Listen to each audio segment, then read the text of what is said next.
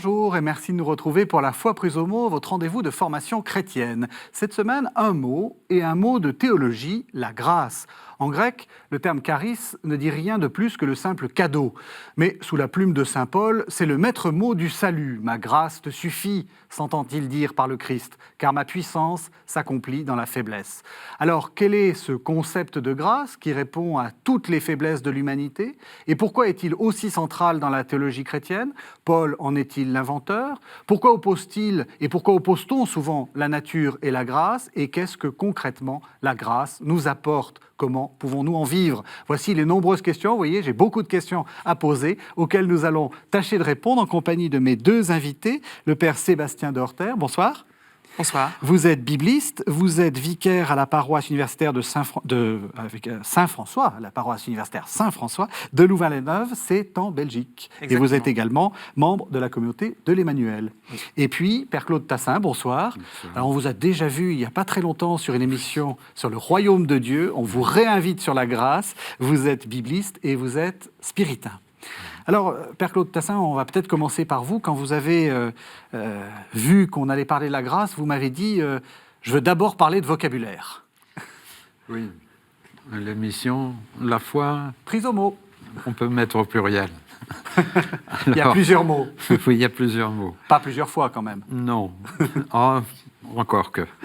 Mais, donc, dans l'Ancien Testament, si vous prenez l'hébreu, vous avez deux mots qui dominent. Le mot « reine » qu'on trouve dans le texte de l'Exode sous l'expression « trouver grâce » aux yeux de quelqu'un.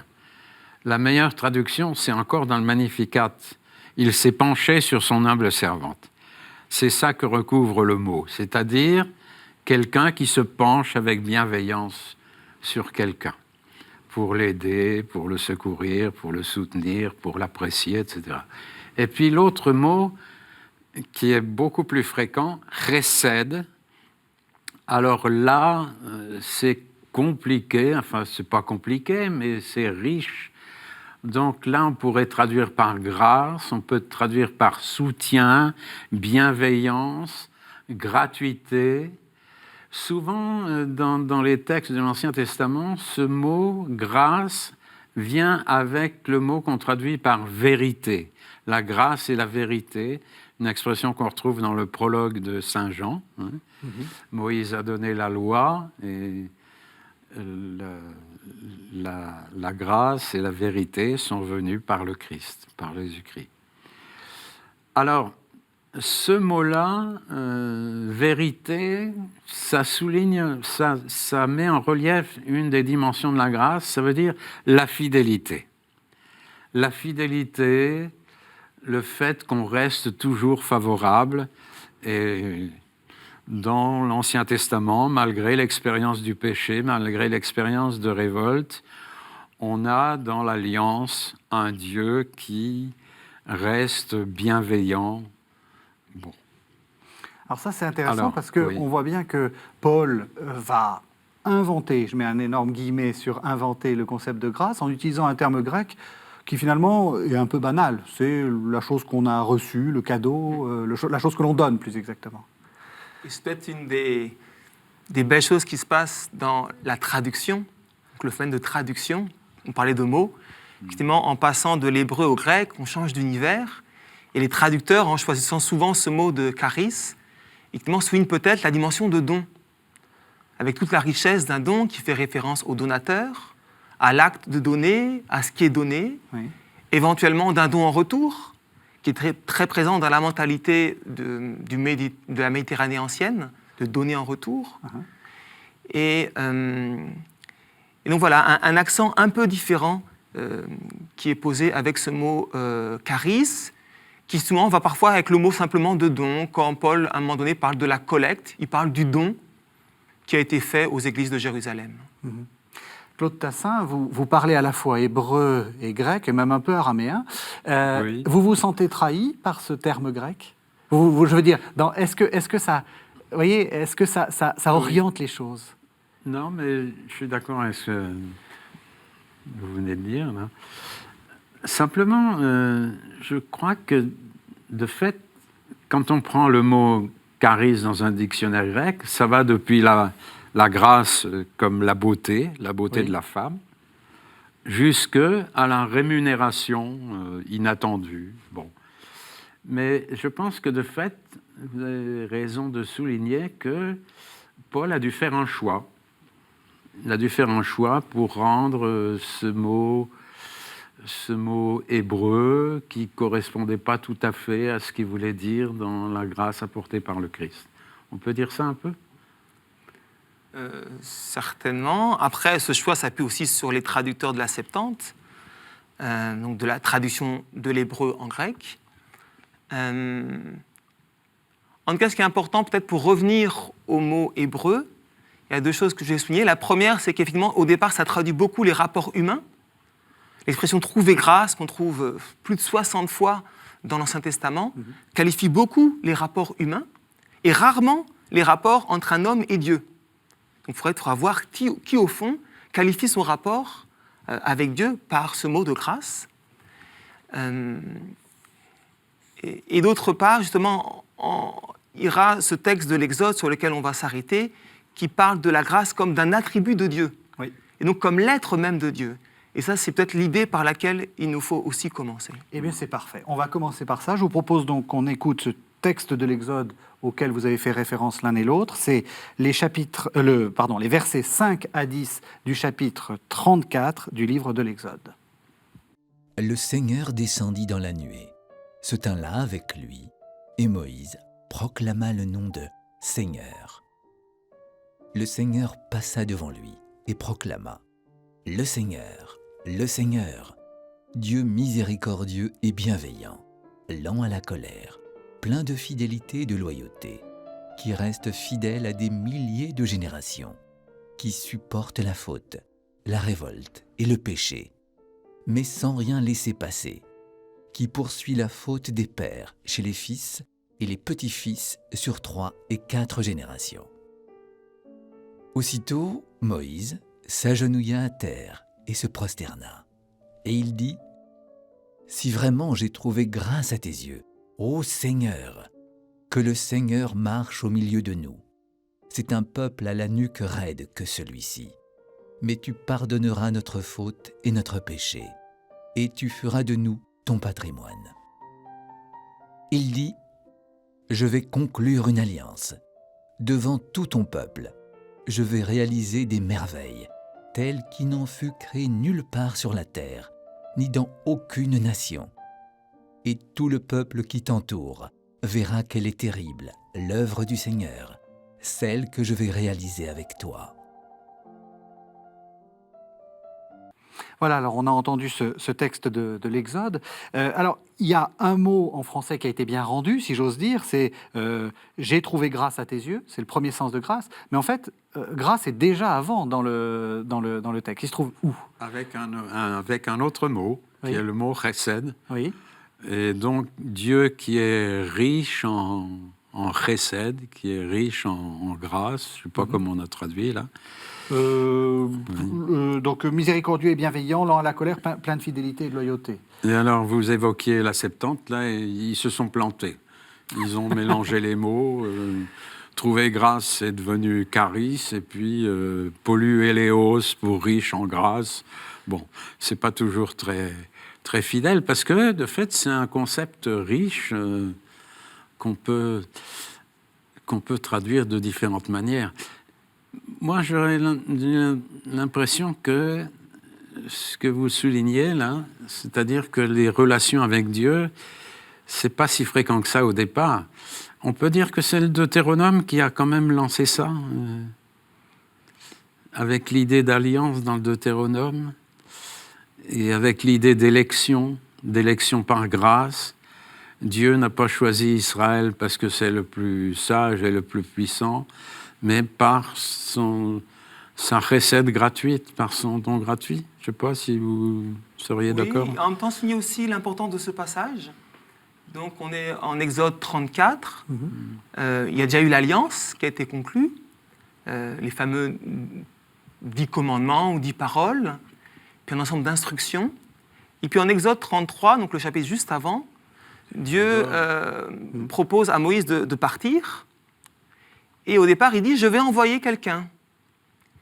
Et à ce moment-là, Moïse fait une demande très étonnante. Il dit, mais si j'ai trouvé grâce auprès de toi, puisque tu as dit que tu me connaissais par mon nom, eh bien, viens toi-même. Et puis aussi, fais-moi connaître tes voies, tes chemins. Et un peu plus loin, même, fais-moi voir ta gloire. Fais-moi connaître ton nom. Donc ce sont toutes les demandes que Moïse fait pour dire, si j'ai trouvé grâce à tes yeux. Et la réponse du Seigneur vient. Et effectivement, on voit que le Seigneur passe et qu'il révèle son nom avec 5 attributs majeurs, plus des compléments. Et il faut savoir que l'hébreu ne fonctionne pas par distinction de concepts, mais plutôt par accumulation. Et donc ces différents mots, au fond, peut-être tous déclinent d'une certaine manière l'être de Dieu et donc l'être gracieux de Dieu. Donc effectivement, au départ, il est miséricordieux, c'est la racine des entrailles. Il est capable de se laisser atteindre. Le deuxième, c'est quand même un mot de la racine de la grâce, parce que c'est ranoun. Bienveillant. Bienveillant, donc qui est favorable. Puis après, lent à la colère, l'hébreu dit avec les longues narines, donc une expression très, très incarnée qui veut dire, voilà, il se met lentement à colère. Puis après, comme on l'a dit, riche en vérité, fidélité. Plein de fidélité. On a essayé de traduire comme on a pu. Et puis récède. Et puis, enfin, émet et récède. Donc, Oui, et de loyauté. Et donc tout ça, c'est l'être de Dieu. Et cet être de Dieu, eh bien, va être repris plusieurs fois par les psaumes, et puis aussi par 2 passages dans le livre de Joël et dans le livre de le prophète Jonas, et qui nous montrent cet être de Dieu. Et du coup, oui. Je crois qu'il ne faut pas oublier que ce chapitre 34 de l'Exode, ça vient après l'affaire du veau d'or. Et donc, c'est assez curieux la manière dont le narrateur arrange les choses. C'est-à-dire qu'il y a, suite du péché du veau d'or, il y a les insurgés qui tombent.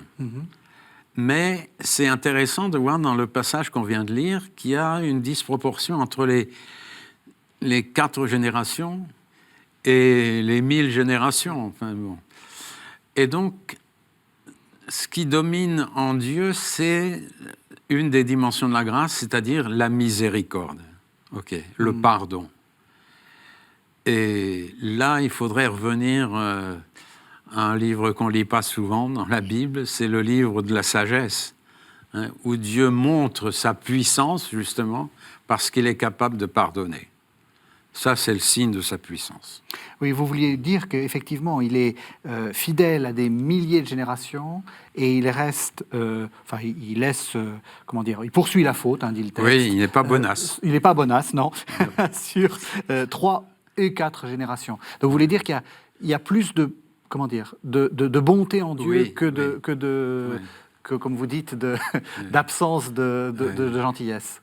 Oui, surtout que le 1000 est presque un nombre infini, c'est ça. Alors que le 4 est un nombre fini. Donc là, ce châtiment ou cet exercice de la justice est limité, alors que la récède, elle, semble sans limite. Alors donc on a bien compris, on a parcouru très vite ce qui est dit dans l'Ancien Testament, qui pour l'instant c'est une sorte de, comment dire, bienveillance de Dieu. Quel serait, oui, finalement, en quelques mots, comment vous définiriez cette récède? Je reviendrai encore une fois au Deutéronome, c'est-à-dire que c'est la gratuité de Dieu, c'est son élection, il choisit. Il est libre? Est-ce que c'est une part de sa liberté? C'est une part de sa liberté, tout à fait. C'est une part de sa liberté. Et puis, on pourrait ajouter que c'est une part de témoignage, c'est-à-dire que Dieu est gratuit, il choisit librement qui il veut, mais c'est à son peuple choisi de témoigner de cette élection vis-à-vis des autres. C'est une mission de révélation de Dieu à travers le fait qu'on a été choisi, et non pas un orgueil qui se ferme sur lui-même. Je pense que c'est ça, quand même, un peu. Oui, j'aime souligner que c'est vraiment l'être même de Dieu, ses attributs divins, Dieu est grâce. Oui. Sa liberté est très importante. Justement, en Exode 33, il dit « Je fais grâce à qui je fais grâce et je prends pitié de qui je prends pitié. » Ce qui veut donc dire il est capable de tout, mais il est très susceptible de nous surprendre. Exactement. Dieu est un peu surprenant, finalement. Oui. Et c'est ce qui fait sa grâce, d'une certaine façon. C'est qui fait sa grâce, c'est qui fait sa liberté. D'ailleurs, par exemple, Jonas va être fâché de cela. Et comment? Donc, ces attributs reviennent à la fin du livre de Jonas, car Jonas est comme fâché que Dieu n'a pas mis en pratique ce qu'il avait annoncé pour Ninive. Et pourtant, Dieu à nouveau se révèle avec ces mêmes attributs, et Jonas a du mal à accepter cela. Alors, on a vu ce que c'était dans l'Ancien Testament, un peu vite, malheureusement, et on va voir ce que Paul en fait, puisqu'il s'agit de lui, évidemment. Dans l'Épître aux Romains, on va lire donc le chapitre 5 de l'Épître aux Romains, et tout particulièrement les versets 15 à 21. Mais il n'en va pas du don de grâce comme de la faute. Car si par la faute d'un seul la multitude a subi la mort, à plus forte raison la grâce de Dieu, grâce accordée en un seul homme, Jésus-Christ, s'est-elle répandue en abondance sur la multitude. Et il n'en va pas non plus du don comme des suites du péché d'un seul. En effet, à partir du péché d'un seul, le jugement aboutit à la condamnation, tandis qu'à partir de nombreuses fautes, le don de grâce aboutit à la justification. Car si par un seul homme, par la faute d'un seul, la mort a régné, à plus forte raison, par le seul Jésus-Christ, régneront-ils dans la vie ceux qui reçoivent l'abondance de la grâce et du don de la justice. Bref, comme par la faute d'un seul, ce fut pour tous les hommes la condamnation, ainsi par l'œuvre de justice d'un seul, c'est pour tous les hommes la justification qui donne la vie. De même en effet que, par la désobéissance d'un seul homme, la multitude a été rendue pécheresse, de même aussi par l'obéissance d'un seul, la multitude sera-t-elle rendue juste. La loi, elle, est intervenue pour que prolifère la faute. Mais là où le péché a proliféré, la grâce a surabondé, afin que, comme le péché avait régné pour la mort, ainsi, par la justice, la grâce règne pour la vie éternelle, par Jésus-Christ, notre Seigneur. Sébastien de Horter, c'est du Paul, donc c'est incompréhensible. En gros, qu'est-ce qu'il veut dire? Non, je dis c'est incompréhensible, mais c'est vrai que ça demande quand même beaucoup de vocabulaire technique, et puis il faut le suivre dans son argumentation. En gros, d'un mot, il veut dire quoi? D'un mot, je pense qu'il contemple le plan du salut. Il veut montrer que par l'Évangile se manifeste la justice de Dieu et que le salut est advenu. Il a déjà dit qu'au début de l'Épître aux Romains que toute l'humanité est pécheresse, tous sont privés de la gloire de Dieu. Il a déjà dit qu'on est justifié par la foi et de manière gratuite. Et là, il veut faire un pas de plus, puisqu'à la fin du passage qu'on a entendu, on parle du règne de la grâce. Donc il veut montrer que ce n'est pas seulement Dieu qui nous regarde favorablement, mais il pourrait nous regarder favorablement sans nous changer. Ok, l'humanité est pécheresse, mais je ne suis pas méchant avec eux. Il nous transforme. Et donc il nous fait passer, ce qu'on va dire plus tard, dans un état, non plus un état où c'est le péché qui règne, le péché qui est la coordonnée principale de l'humanité, mais maintenant c'est la grâce. Et pour cela, il fait une sorte de comparaison entre Adam et le Christ. Évidemment, c'est une sorte de preuve esthétique. Il ne prouve rien, mais il montre que les mettre l'un par rapport à l'autre éclairent l'un et l'autre, avec peut-être deux éléments importants. Le premier, c'est celui de la surabondance. Donc la grâce est surabondante par rapport au péché. Ce qu'on a déjà dit tout à l'heure en disant 1000 générations de bienveillance et seulement 4 de châtiment. Et puis d'autre part, cette idée de règne, d'être établi dans la grâce. Alors vous avez parfaitement vu les deux temps, et on va revenir sur les deux temps. Premier temps, Père Claude Tassin, je crois que vous voulez nous lire un passage de l'Épître aux Romains. Je reviendrai sur ce que... Ah, vous voulez revenir sur ce qu'il a dit? Simplement, pour souligner ce que vient de dire, vous parlez de la surabondance, c'est exactement du bon Saint Paul. C'est-à-dire que les mots s'enrichissent l'un l'autre.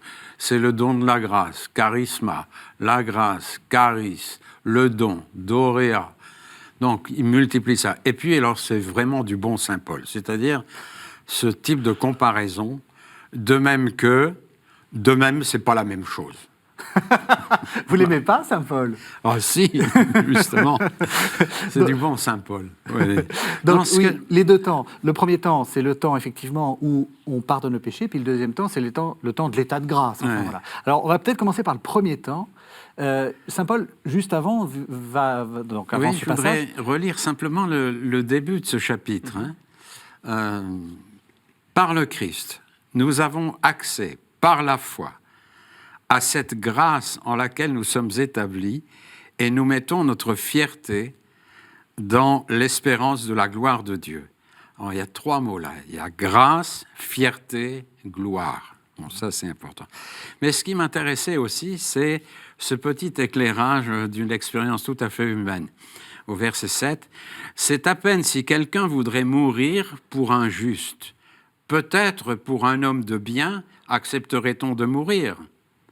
Mais en ceci, Dieu prouve son amour envers nous.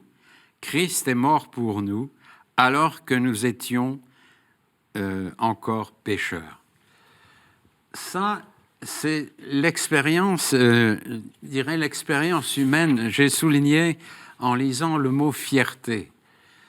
On est pécheurs, voilà ce que dit Paul, on était encore pécheurs, et Dieu nous a pris quand même au sérieux. Oui. Et on est fiers de ça. On est fiers de ça. La fierté d'être pris alors qu'on n'en valait pas la peine, d'être pris. En fait, donc, la grâce nous anoblit. Savoir qu'on reçoit la grâce de Dieu, c'est savoir qu'on a du prix à ses yeux. Moi, j'avoue, c'est peut-être passer du coq à l'âne, mais j'avoue que quand j'entends un discours politique, le politicien qui me dit « je n'ai de leçons à recevoir de personne », celui-là, je ne le crois plus. Ok ? Je ne le crois plus. Il se rend indigne s'il n'a de leçons à recevoir de personne. Je crois que là, c'est ça le fond de la noblesse de la grâce, c'est que s'apercevoir qu'on est digne que Dieu nous vienne en aide et nous fasse des cadeaux, alors c'est là que la grâce suppose une lucidité sur soi-même, une humilité, savoir que je me reçois des autres et de l'autre en particulier qui est Dieu.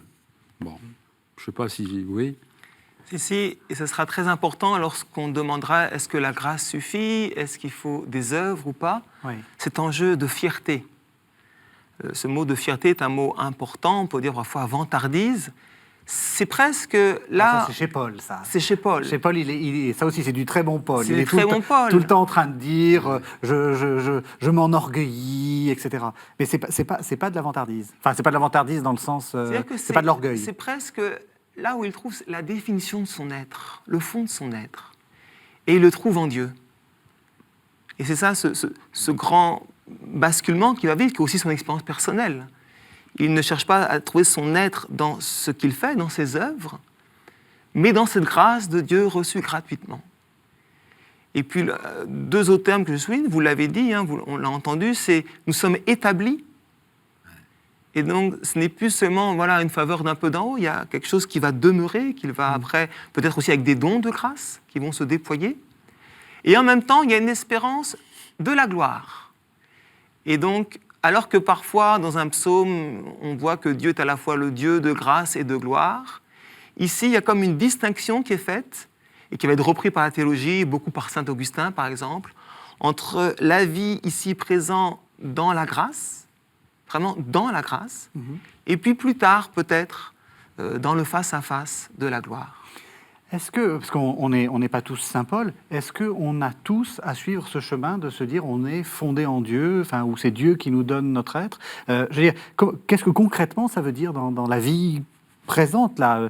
Vous êtes à la paroisse Saint-François de Louvain-la-Neuve, vos étudiants, ils disent... comment vous leur expliquez ça? Alors c'est une bonne question et peut-être pas si facile. Non, c'est pour ça que je la pose. En tout cas, je pense que la vision chrétienne de l'être humain, la vision que la révélation biblique nous apporte, permet de voir que l'homme a été créé et donc il ne s'est pas donné à lui-même. J'aime bien dire aux étudiants, on a à la fois un nombril physiologique et comme un nombril spirituel, qui nous rappelle notre origine divine. Il y a quelque chose de l'être humain qui vient de Dieu, et donc ce qui me fonde, c'est un don. Et ça peut être, soit on peut l'accueillir de manière très favorablement, dans une grande reconnaissance, ou soit on peut être gêné de cela. Ce qui me fonde, c'est d'abord un don. Je dirais que ça, c'est une des premières expériences de la grâce. La grâce au niveau de mon être créé. Et puis une autre étape, c'est de faire, comme vous disiez, avec un peu d'humilité, de vérité, découvrir qu'on est aussi marqué par le péché. Saint Paul dira, voilà, le bien que je veux faire, je ne le fais pas, le mal que je ne devrais pas faire, je le fais.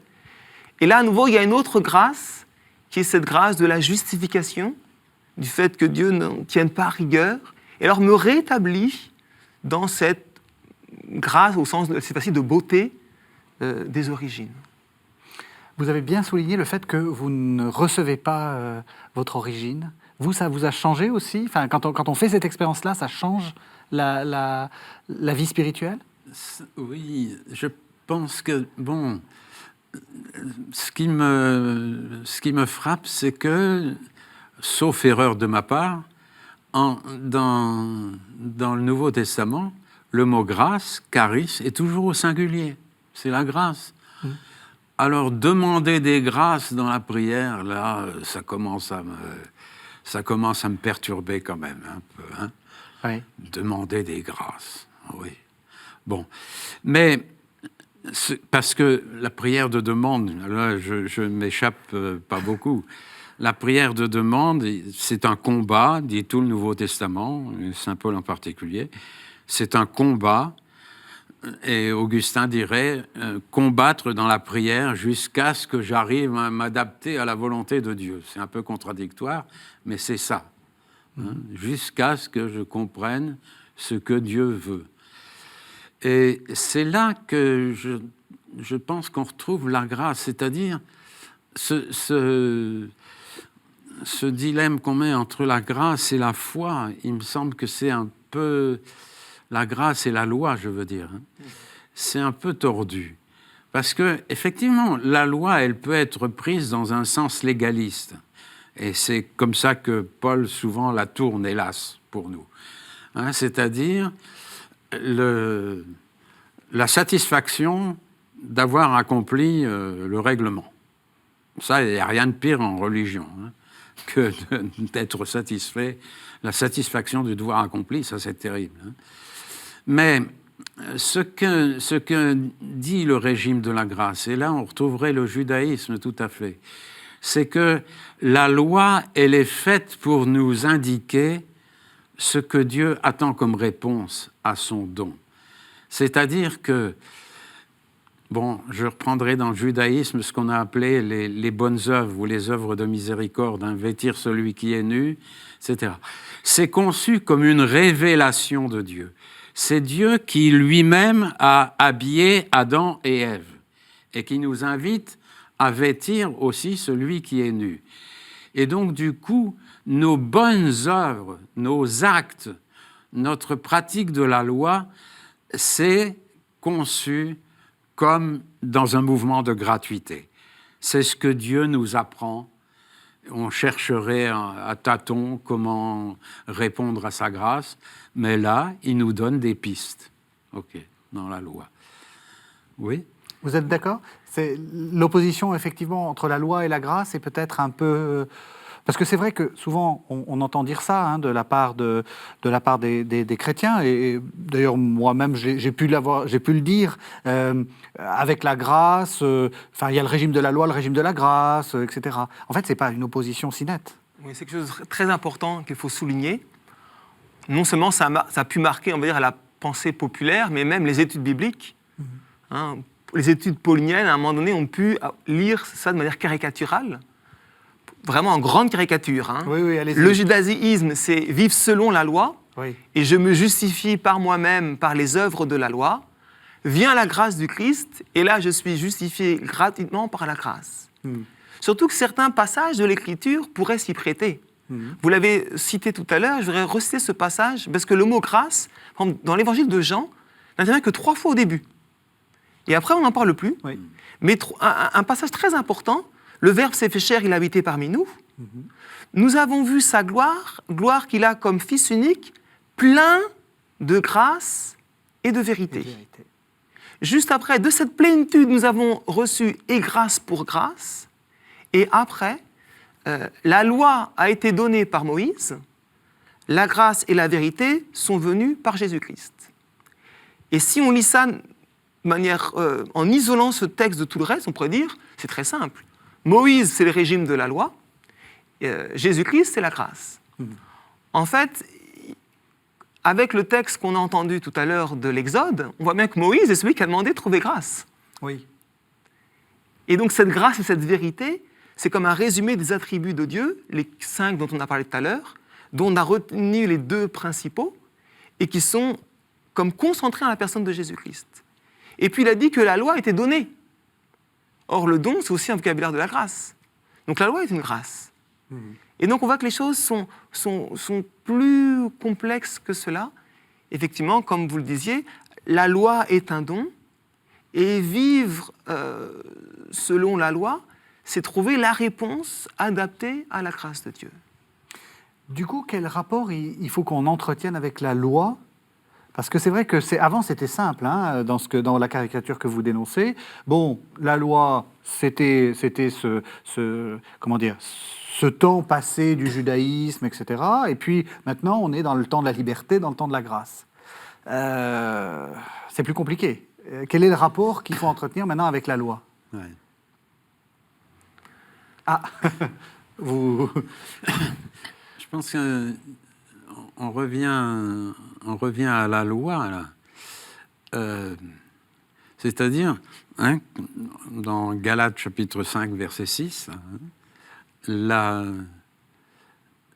la loi, donc la foi opérant par la charité. La foi opérant par la charité.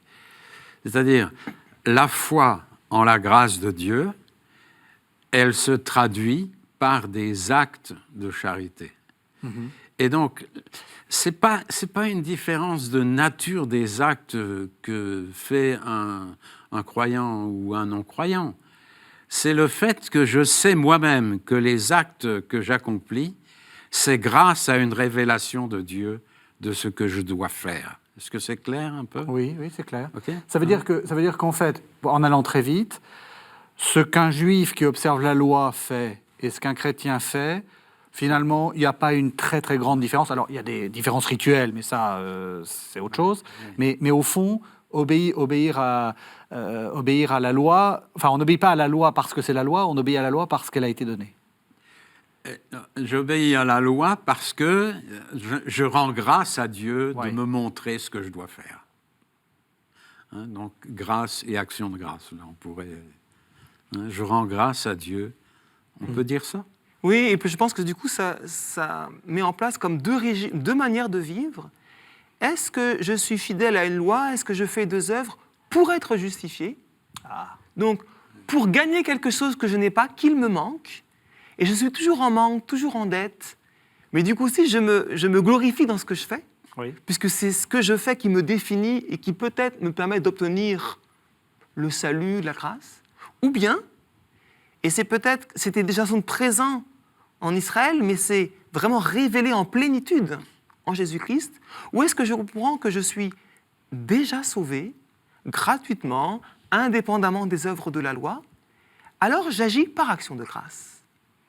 Alors j'agis par débordement.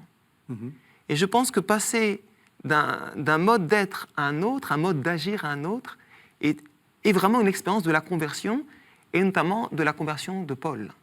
Du coup, sa fierté, elle est en Dieu, et non plus en lui-même, et en lui-même agissant en ses œuvres. Est-ce que je peux être un peu provocateur? Bien sûr. Est-ce que ça veut dire que je ne serai pas sauvé parce que je serai allé à la messe régulièrement pendant toute ma vie, à contre-cœur, etc. Est-ce que vous voyez ce que je veux dire? Est-ce que c'est en faisant des... Est-ce que c'est parce que... Est-ce qu'il faut que j'accumule les bonnes œuvres, y compris aller à la messe? Mais à ce moment-là, le fond du cœur, il n'a pas changé. Mhm. Ce n'est pas l'accueil d'un salut, ça. Mhm. C'est une sorte de combat sur soi-même, de répondre à peut-être une certaine norme, comme d'autres répondraient à une autre norme, mais ce n'est pas l'expérience du salut. Vous êtes d'accord? Oui, enfin, je reviens à mon expression, c'est la satisfaction du devoir accompli. Oui, c'est ça. Ben Oui, ça, oui. c'est s'enfermer sur soi et prendre la loi comme le règlement que j'applique, mais qui n'est plus le signe d'une relation avec une personne qui est Dieu. Paul va le redire très nettement dans l'Épître aux Éphésiens, chapitre 2. « C'est par grâce que vous êtes sauvés au moyen de la foi. Ce n'est pas en raison de vous-même. » Et le « en raison de » traduit le préfixe « ex », donc l'origine. Donc cela ne vient pas de vous-même. Et il rajoute « c'est un don de Dieu ». Et ce mot « doréa » qu'on a déjà rencontré. Et là, c'est une formule très très nette, Éphésiens 2, 8. « C'est par grâce que vous êtes sauvés au moyen de la foi. » Non pas tiré de vous-même, c'est un don de Dieu. Alors, j'avais distingué deux temps. Hein. Le premier temps qui est le temps du premier salut par Jésus-Christ, et puis après, enfin, donc de la première grâce, et puis après, on vit dans cet état de grâce. Alors, j'aimerais peut-être qu'on revienne un peu, parce on est déjà en train de rentrer dans cette analyse de l'état de grâce, mais pourquoi est-ce que tout au long de l'histoire, et très clairement après la Réforme, on s'est battu sur est-ce que la grâce est suffisante, est-ce qu'elle est agissante, qu'est-ce qu'il faut faire de toute cette tradition-là? Est-ce que ça a encore du sens pour nous? Est-ce que c'est de l'histoire de la théologie? Qu'est-ce qu'on en fait de tout ça? Parce que je remarque que vous n'avez pas fait ces distinctions-là. Vous n'êtes pas rentré dans des questions. Une distinction entre... Je sais pas, la grâce suffisante, la grâce efficace. Là, j'y connais rien. Bon. Non, mais c'est intéressant. Mais, pour vous, c'est de l'histoire de la théologie? Oui, je crois que quand même, la Réforme nous a réveillés là-dessus. C'est-à-dire, mais qu'on soit catholique ou qu'on soit protestant, c'est la tentation fondamentale de tout régime religieux, à savoir le mérite. Ok ? Oui. Je crois que là, c'est pour quelle raison on agit ? Pour quelle raison on agit ? Pour être en paix avec soi-même parce qu'on a accompli le règlement, ou bien parce qu'on est appelé toujours à davantage d'amour, on peut dire. Hein. C'est-à-dire, je reprends ce qui a fait peur au magistère tout un temps. Hein. Pour Paul, la loi, c'est l'amour. Bon, alors, ça fait peur au magistère. S'il n'y a plus de règlement, où on va? Okay. Alors, je crois que c'est exactement le contraire. C'est-à-dire, si le fin mot de la réponse à la grâce, c'est l'amour, mais là, on n'en a jamais fini. On n'en a jamais fini. Parce que ça veut dire qu'à chaque acte d'amour qu'on pose, on n'a posé qu'un acte. Et que ça appelle encore d'autres actes. Je crois que c'est ça quand même que la Réforme, fondamentalement, nous a remis en piste là-dessus. Alors après, qu'on soit catholique ou protestant, on risque toujours de retomber dans la religion du mérite, c'est-à-dire répondre à un règlement. Oui, puis il me semble que, à nouveau, si je reprends Éphésiens, il y a cette question de par la foi. On voit bien qu'il y a une réponse de l'homme. Et la grande question, ça a été, quelle est la place de cette réponse de l'homme? Est-ce que cette réponse de l'homme, elle vient de lui-même? Ou est-ce qu'elle est elle-même agie, produite par Dieu? Mais alors, si c'est complètement par Dieu, l'homme ne fait rien. Et donc, on sait bien que... Mais je pense qu'en revenant à cet enracinement grec du don, peut-être que cela peut nous aider. Donc, si on n'a pas repris ces distinctions, c'est qu'en étant à un niveau biblique, on revient peut-être un peu aux origines des termes, aux choses plus fondamentales. Est-ce qu'un don ne peut être reçu si on ne l'accueille pas? Or, à la fois, le don est donné, ce n'est pas moi qui l'ai commandé, qui l'ai cherché, mais il provoque quelque chose en celui vers qui le don arrive. Il provoque une réponse, il provoque au moins d'ouvrir les mains. Mais cette ouverture des mains, est-ce qu'elle n'est pas déjà l'œuvre du don lui-même? Et donc, il y a eu cette articulation toujours plus fine entre la part de l'homme, la part de Dieu, et puis l'option quand même fondamentale, qui est entre autres passée par Augustin, mais pas seulement, pour dire que fondamentalement, la vraie origine, tout vient de Dieu, quoi. Même si cela n'enlève pas une part de l'homme dans sa réponse libre. Mais en vous écoutant, je pensais à la formule de Paul, oui, c'est ça. Dieu qui produit en vous le vouloir et le faire. C'est ça. Bon, la reconnaissance que ce que nous faisons de bien est un don de Dieu. Ouais. Et en même temps, je pense aussi déminer toute attitude de calcul. Peut-être que toutes ces distinctions, c'est pouvoir dire, est-ce que je peux savoir quand est-ce que c'est bon? Oui, c'est ça. Et puis est-ce que je suis dans le... Comme vous disiez, est-ce que je suis dans les clous? Est-ce que je suis dans le du bon côté, etc. Oui, tout à fait. Tout à fait. Or, la grâce provoque une attitude d'action de grâce.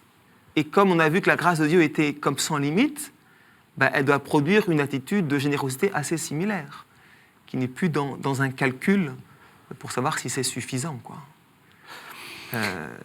Et Paul dira, par exemple, je suis ce que je suis par la grâce de Dieu, sa grâce en moi n'a pas été vaine.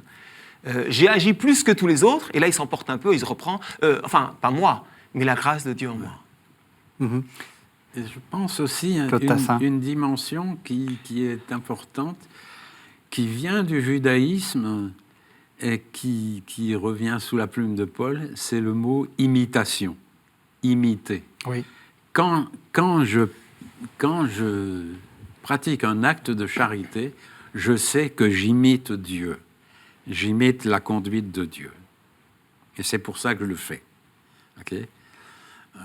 Il y a un beau catalogue juif ancien qui dit que, j'ai cité un tout à l'heure, on va revêtir celui qui est nu parce que Dieu lui-même a vêtu Adam et Ève.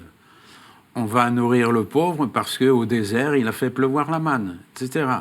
Et que c'était une leçon qu'il nous donnait. Okay? Et ça, je crois que c'est profondément resté dans le Nouveau Testament, cette attitude-là. Aujourd'hui, dans l'Eucharistie, on a le jugement dernier de Matthieu. J'avais faim et vous m'avez donné à manger. C'est exactement cette suite-là de la tradition juive qu'on doit être conscient que quand on produit un acte de charité, on doit être désintéressé parce que c'est la manière dont Dieu agit envers nous. Je crois. Oui. Alors, et en même temps, pour montrer que c'est toujours subtil, oui. C'est bien de dire que donc, imiter, c'est une notion d'image, et que cette image, elle est déjà en nous. L'homme était créé à l'image et à la ressemblance, donc elle est comme agissante en nous. Car si on durcissait le concept d'imitation, donc comme une extériorité d'un modèle hors de nous à imiter, on pourrait nous accuser de pélagianisme. Alors expliquez ce que c'est que le pélagianisme. C'est une hérésie du 4e, 5e siècle, le moine Pélage contemporain d'Augustin et de Saint-Jérôme, où justement l'homme se sauve par lui-même et le Christ est grâce, au sens qu'il est un don de Dieu, en nous donnant l'exemple à imiter. Mais l'exemple est comme extérieur à nous-mêmes. Et donc l'énergie de l'imitation, elle est purement et simplement en l'être humain.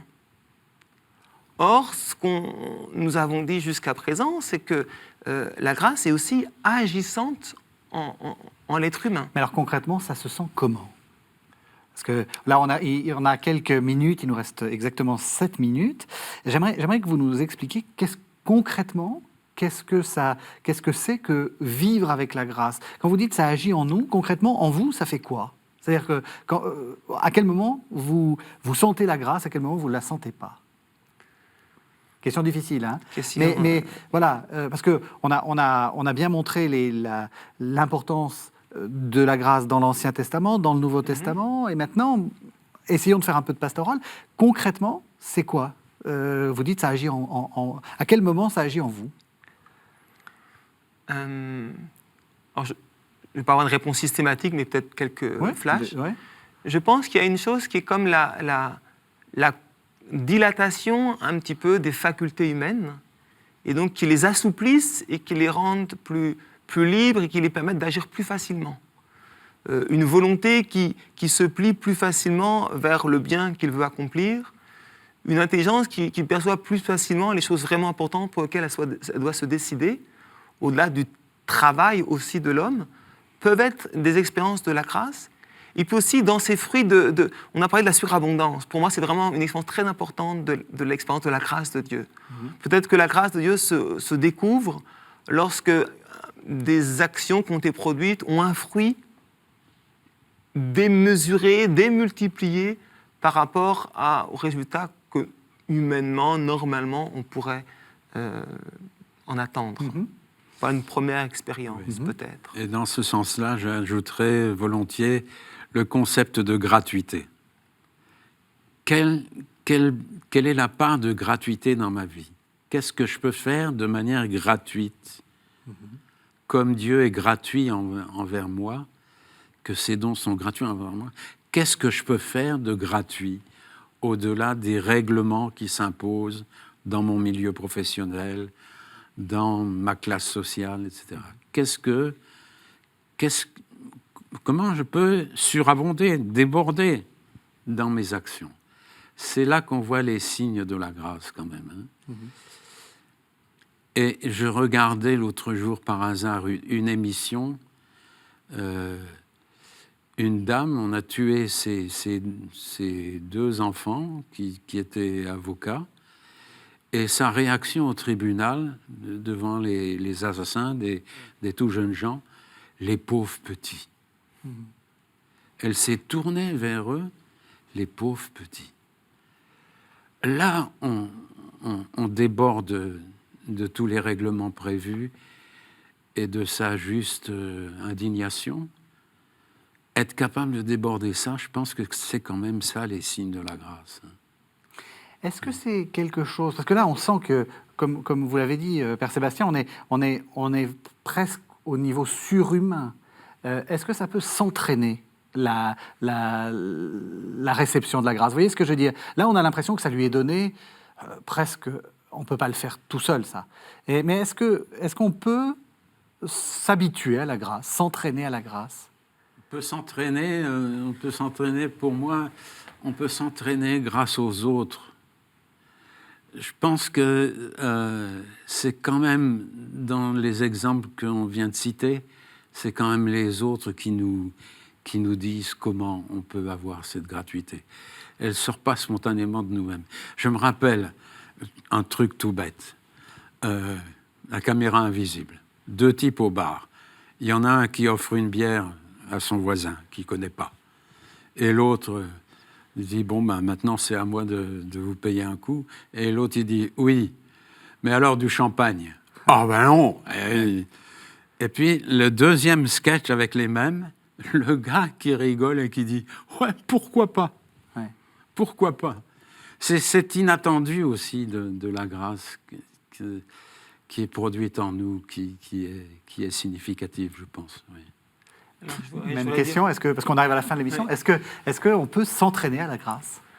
Alors oui, c'est intéressant que la tradition spirituelle a développé la notion de grâce créée. C'est-à-dire que la grâce produisait quelque chose en l'homme qui devenait comme naturel, et donc c'est aussi le vocabulaire des vertus. Et on sait très bien que la vertu, c'est qu'à force de faire un acte, il devient comme simple, naturel, assimilé, intégré, libre. Et donc, en ce sens, la grâce se naturalise, entre guillemets, passe comme dans la nature humaine et devient une souplesse de la nature pour faire le bien. Et puis l'autre chose, j'aime beaucoup l'exemple que vous avez cité, parce qu'en fond, elle nous dit aussi qu'il y a toujours à travailler l'accueil de la grâce, l'accueil du don. Est-ce que je me laisse assez rejoindre par ce don, le don de quelqu'un qui gratuitement m'offre un verre de bière, le don de Dieu? Et c'est vrai que même dans le monde non-croyant, aujourd'hui, on retrouve la gratitude. Il y a des exercices de gratitude qui sont développés et qui aident à décliner comment j'accueille le bien qui m'est fait. Et là, c'est un exercice. Pas se dire « Ah oui, c'était bien, on m'a offert un verre de bière », Mais ça correspondait le jour où j'étais pas très bien, et puis c'était ma bière préférée. Et en déclinant, eh bien, le bien nous rejoint davantage, et la réponse sera plus pleine. Vous êtes d'accord? Il faut faire des exercices de gratitude. Le mot gratitude est lié au mot grâce. Hein. Je crois que c'est important, ça. Et la gratitude, c'est rendre grâce pour la grâce. Rendre grâce pour la grâce et donc toujours ne jamais oublier d'offrir un verre de bière ou d'autre chose à ceux qui en ont besoin. Merci, vraiment, merci à tous les deux de nous avoir fait comprendre ce concept quelquefois un peu difficile, un peu compliqué. Merci de nous avoir suivis. Vous savez que vous pouvez retrouver cette émission sur le site internet de la chaîne www.ktotv.com. Et c'est gratuit, c'est un peu notre participation à la gratuité. Merci, à la semaine prochaine.